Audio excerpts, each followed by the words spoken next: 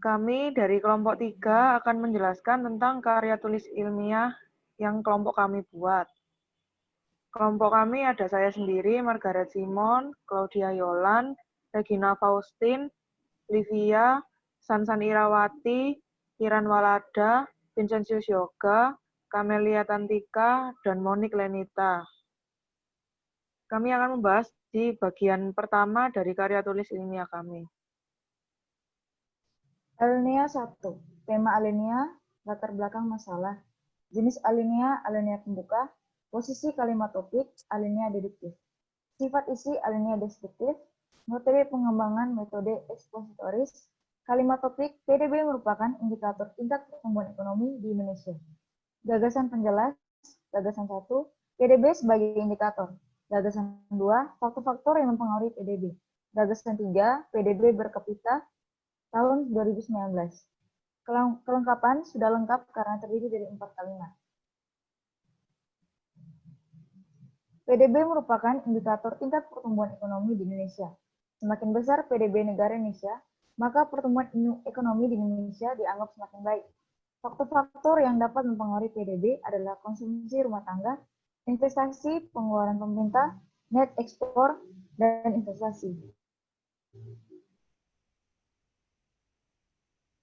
Bruto atau PDB atas dasar harga berlaku mencapai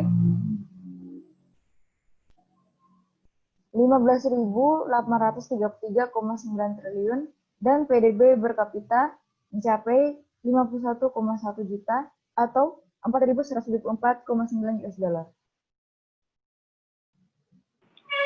Kemudian alinea 2. Tema alinea, alasan memilih PDB di Indonesia. Jenis alinea, alinea pembuka.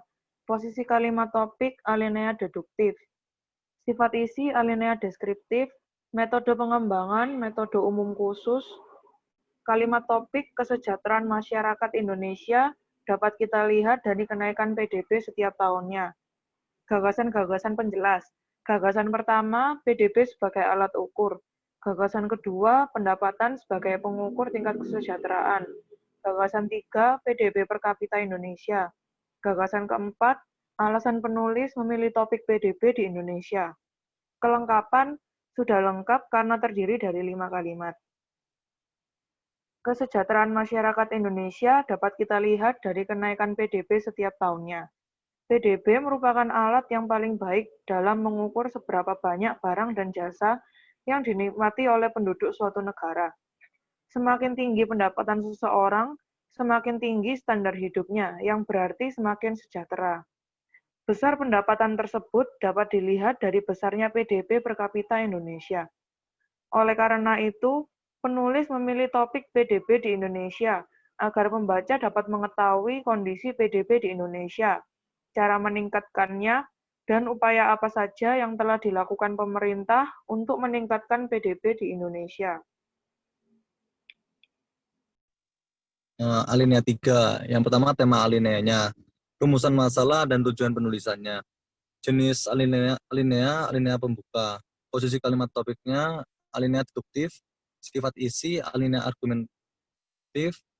Metode pengembangannya metode umum sampai khusus.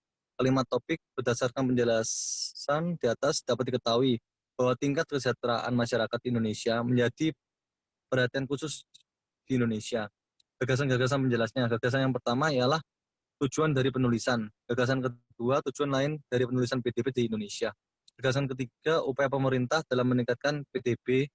Dan yang ke-8, kelengkapan. Sudah lengkap karena terdiri dari 4 kalimat.